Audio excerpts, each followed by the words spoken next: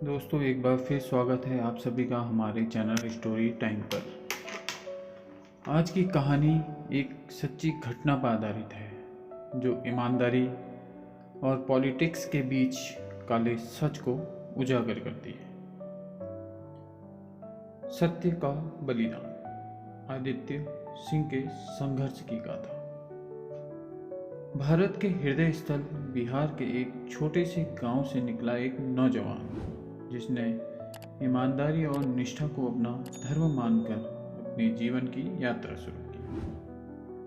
उसके आदर्श और उसूलों ने उसे एक ऐसे रास्ते पर ला खड़ा किया जहां हर कदम खतरे से भरा था, लेकिन वह अडिग रहा, अपनी राह से डिगा नहीं और अंत में उसने अपने जीवन की कीमत पर समाज के सामने सच की एक झलक पेश की। यह कहानी है आदित्य सिंह की, जो एक साधारण परिवार से था, लेकिन उसकी सोच और सपनों ने उसे असाधारण बना दिया। आदित्य का जन्म और प्रारंभिक जीवन। आदित्य सिंह का जन्म बिहार के गया जिले के एक छोटे से गांव बख्तियारपुर में हुआ था।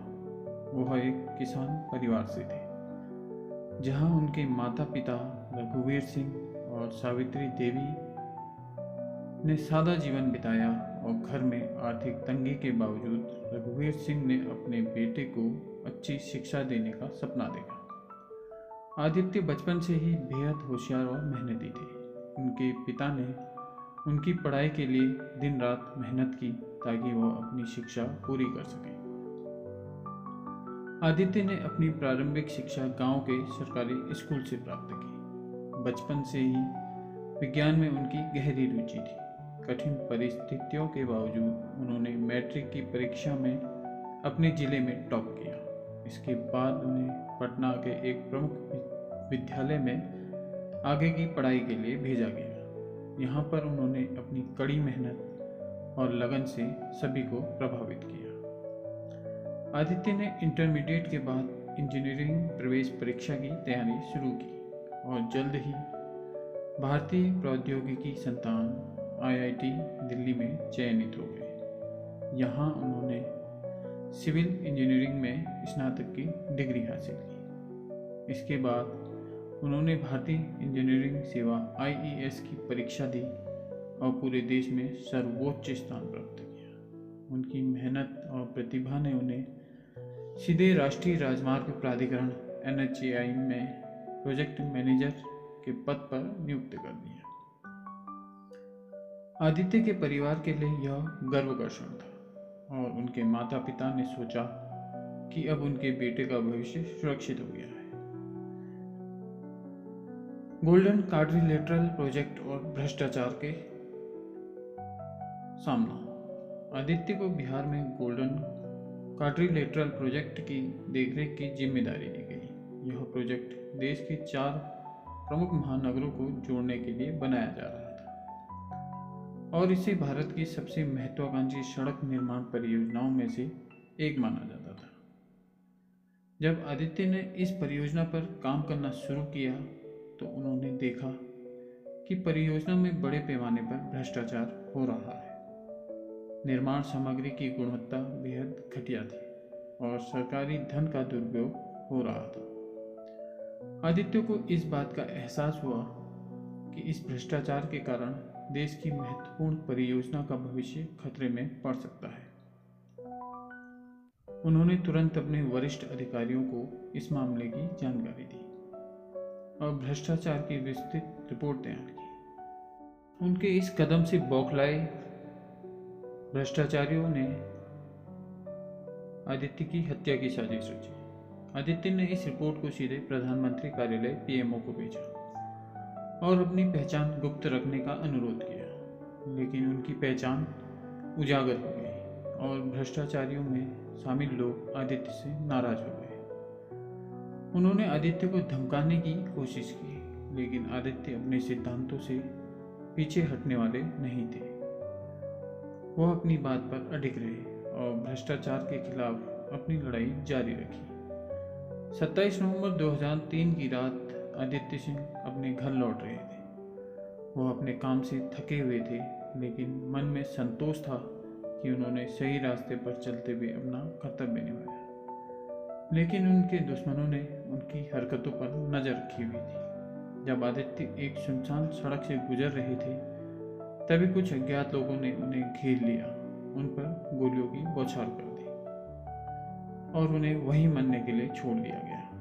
सुबह उनकी लाश एक गंदे नाले के पास पाई गई। मौत के बाद हंगामा और न्याय की मांग। आदित्य सिंह की हत्या की खबर ने पूरे देश में आक्रोश फैला दिया।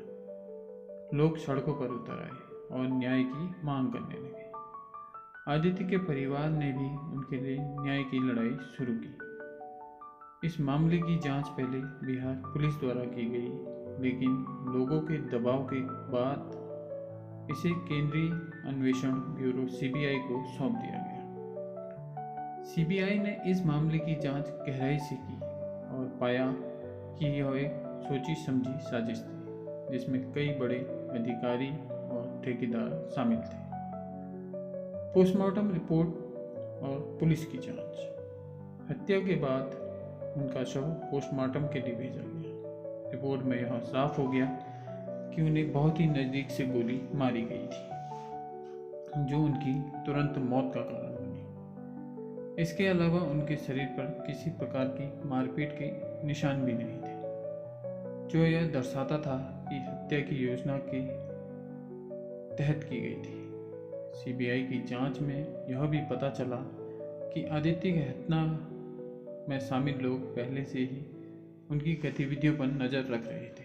उन्होंने आदित्य को जान से मारने की साजिश पहले ही रच ली थी और सही मौके के इंतजार कर रहे थे। भ्रष्टाचार की गहराई। सीबीआई की जांच में यह स्पष्ट हुआ कि गोल्डन क्वाड्रिलेटरल प्रोजेक्ट में बड़े पैमाने पर अनियमितताएं थी। ठेकेदारों ने नकली बिलिंग, घटिया निर्माण सामग्री का उपयोग और अनावश्यक खर्चों के नाम पर भारी राशि का दुरुपयोग किया था। एनएचएआई के कुछ अधिकारियों की मिलीभगत भी पाई गई, जिन्होंने इन ठेकेदारों को बचाने का काम किया। सीबीआई की रिपोर्ट में कई बातें उभर कर आई। सीबीआई की रिपोर्ट में आदित्य सिंह की हत्या के पीछे की साजिश और भ्रष्टाचार का पूरा खुलासा हुआ। हत्या की साजिश और उसके कारण। आदित्य सिंह की हत्या एक सोची समझी साजिश का परिणाम थी। उन्होंने जब प्रोजेक्ट में हो रहे भ्रष्टाचार को उजागर करने का प्रयास किया, तो इससे ठेकेदारों और अधिकारियों के हितों को गहरी चोट पहुंची। इस स्थिति को देखते हुए उन्होंने आदित्य को खत्म करने की योजना बनाई। उनकी मौत का कारण था उनकी पीएमओ रिपोर्ट में उनका नाम उजागर होना। आदित्य ने जब अपनी रिपोर्ट पीएमओ को भेजी, तो उन्होंने अपनी पहचान गुप्त रखने का अनुरोध किया था, लेकिन दुर्भाग्यवश उनकी पहचान को उजागर कर दिया गया। सीबीआई की जांच में यह भी सामने आया कि यह पहचान जानबूझकर लीक की गई थी, जिससे भ्रष्टाचारियों को उनकी जानकारी मिल गई। घटना की पुनर्रचना। सीबीआई ने आदित्य की हत्या की घटना को पुनर्रचित किया और बताया कि कैसे हत्यारों ने उन्हें नज़दीक से गोली मारी। यह हत्या एक योजना के तहत की गई थी, जिसमें स्थानीय माफिया को शामिल किया गया था, जिन्हें पैसे देकर या धमकाकर इस काम के लिए तैयार किया गया था। मुख्य साजिशकर्ता। सीबीआई ने प्रमुख ठेकेदारों और कुछ उच्च अधिकारियों को इस साजिश का मुख्य साजिशकर्ता माना। उनमें से एक ठेकेदार, जिसने सबसे बड़ा फायदा उठाया था, ने आदित्य के खिलाफ यह साजिश रची। उनके साथ कुछ स्थानीय माफिया भी मिले हुए थे, जिन्होंने हत्या को अंजाम दिया। अन्य घोटाले। सीबीआई की जांच में यह भी सामने आया कि इस प्रोजेक्ट में और भी कई घोटाले थे। निर्माण की गुणवत्ता में बड़े पैमाने पर समझौता किया गया था और इसका सीधा प्रभाव जनता की सुरक्षा पर पड़ता।